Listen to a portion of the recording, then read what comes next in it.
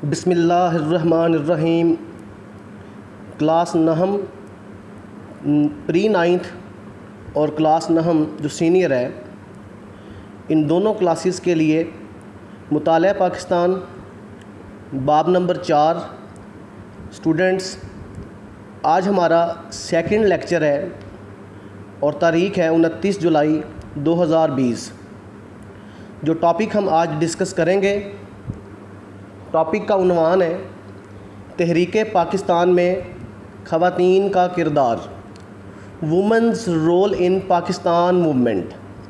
Students, اس کو start کرتے ہیں۔ پاکستان کا قیام اس طویل جد و جہد کا ثمر ہے جو مسلمانان بر صغیر نے اپنے علیحدہ قومی تشخص کی حفاظت کے لیے شروع کی۔ قیام پاکستان کی جد و جہد آسان نہ تھی۔ اس عظیم جد و جہد میں بر صغیر کی مسلم خواتین نے بھی لازوال کردار ادا کیا جو اپنی مثال آپ ہے۔ ان خواتین میں مادر ملت فاطمہ جناح رحمۃ اللہ علیہ، بیگم مولانا محمد علی جوہر، بیگم سلمہ تصدق حسین، بیگم جہاں آرا شاہ نواز، بیگم رانا لیاقت علی خان، بیگم جی اے خان، بیگم پروفیسر سردار حیدر جعفر، بیگم گیتی آرا، بیگم ہمدم کمال الدین، بیگم فرخ حسین، بیگم زریں سرفراز، بیگم شائستہ اکرام اللہ، اور اس کے علاوہ بیگم فاطمہ بیگم، بیگم وقار النساء نون اور لیڈی نصرت ہارون سمیت متعدد عظیم خواتین شامل ہیں جنہوں نے بر صغیر کی مسلم خواتین میں آزادی کے حصول کا شعور بیدار کر کے انہیں قیام پاکستان کی جد و جہد میں فعال کردار کے لیے منظم کیا۔ یہ وہ خواتین تھیں جو 20ویں صدی میں عملی زندگی میں، یعنی کہ جو ان کی پریکٹیکل لائف تھی، معاشرتی سوشل لائف میں، سوشل فیلڈ کے اندر، تعلیمی ایڈوکیشن فیلڈ میں، سیاسی پولیٹیکل فیلڈ کے اندر میدان کی جاں باز سرگرم اور نڈر کارکن رہیں۔ انہوں نے نہ صرف عام گھریلو عورت میں سیاسی شعور بیدار کیا بلکہ علیحدہ ملی تشخص کی تحریک کا جذبہ بھی اجاگر کیا۔ ان خواتین کا سب سے اہم رول یہ تھا کہ جو لے مین تھے، جو عام خواتین تھیں، ان عام خواتین میں پولیٹیکل اویئرنیس پیدا کی۔ ان کو بتایا کہ خواتین کو بھی سیاست میں پارٹیسپیٹ کرنا چاہیے، اور بالخصوص بر صغیر میں اس وقت کے اندر جب مسلمان ہندوؤں کے زیر تسلط تھے، انگریزوں کے زیر تسلط تھے، تو ان خواتین کا ہی کردار تھا کہ انہوں نے عام عورت کو یہ چیز اجاگر کی کہ ہمیں اپنے ملی تشخص کی تحریک بھی چلانی چاہیے۔ ملی تشخص سے مراد یہ ہے بیٹا، ملی ہوتا ہے ملت سے، قوم سے، تشخص مین آئیڈینٹی، شناخت۔ تو در حقیقت ان خواتین کا یہ بڑا اہم کردار تھا کہ انہوں نے عورتوں کو بتایا کہ ہماری اپنی ایک قومی شناخت ہونی چاہیے، ٹھیک ہے، ہمیں ہندوؤں اور انگریزوں سے ہٹ کے اپنی ایک الگ شناخت قائم کرنی ہے۔ ان میں سے چند خواتین کا تحریک پاکستان میں کردار ذیل میں بیان کیا گیا ہے۔ سب سے پہلے قائد اعظم کی جو ہمشیرہ ہیں محترمہ فاطمہ جناح رحمۃ اللہ علیہ، اللہ ان کو کڑوٹ کڑوٹ جنت عطا فرمائے۔ قائد اعظم رحمۃ اللہ کی ہمشیرہ محترمہ فاطمہ جناح تحریک پاکستان کی جد و جہد میں قائد اعظم کے قدم بقدم ساتھ رہیں اور مسلم خواتین کی بیداری میں اہم کردار ادا کیا۔ آل انڈیا مسلم لیگ کی وہ متحرک ممبر تھیں۔ بیگم سلمہ تصدق حسین نے مسلم لیگ کے شعبہ خواتین کے قیام کے بعد مسلم خواتین کو مسلم لیگ کی رکن بنانے کی مہم میں بھرپور حصہ لیا۔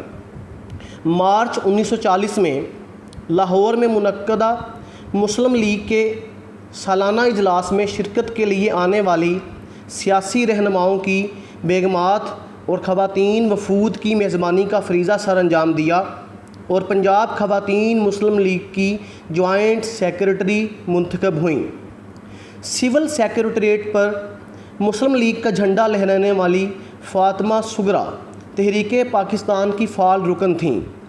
بیٹا فاطمہ سغرا کی کہانی بہت مشہور ہے۔ یہ تقریباً ان خواتین میں کم عمر ترین خواتین میں شامل تھیں۔ 14 سال ان کی عمر تھی، اور ان کا کارنامہ یہ تھا کہ انہوں نے انگریزوں کے زیر تسلط جو سول سیکریٹریٹ کی بلڈنگ تھی اس پہ پاکستان کا پرچم لہرا دیا تھا۔ جا کر اس کا گیٹ پھلانگ کے کسی طریقے سے وہ چھت پہ پہنچ گئیں، اور وہاں پر انہوں نے پاکستان کا پرچم لہرایا، اور اسی وجہ سے پھر ان کو انگریز نے حراست میں لیا اور یہ جیل میں بھی رہیں۔ انہیں حراست میں لیا گیا، مگر اس باہمت لڑکی نے ہمت نہ ہاری اور مسلم خواتین کو متحرک کرتی رہیں۔ بیٹا ان کی عمر فقط 14 برس تھی۔ بیگم شائستہ اکرام اللہ مسلم گرلز فیڈریشن تنظیم کی روح رواں تھیں۔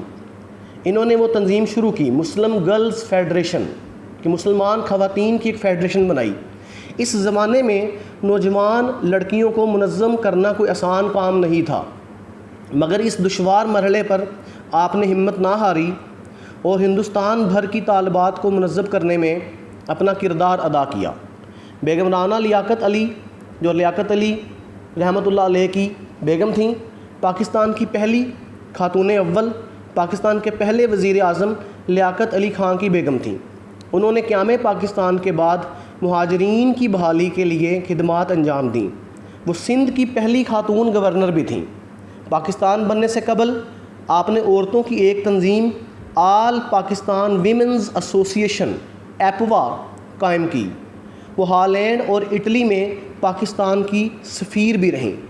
تحریک پاکستان کی رہنما بیگم مولانا محمد علی جوہر نے، جو مولانا محمد علی جوہر کی بیگم تھیں، اپنی خشد امن بی اماں کی ہمراہ تحریک خلافت میں بھی بھرپور حصہ لیا۔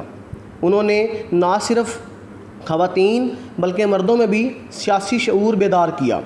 بیگم جہاں آرا شاہ نواز علامہ اقبال رحمۃ اللہ علیہ کے گہرے دوست بیرسٹر شاہ نواز کی اہلیہ تھیں۔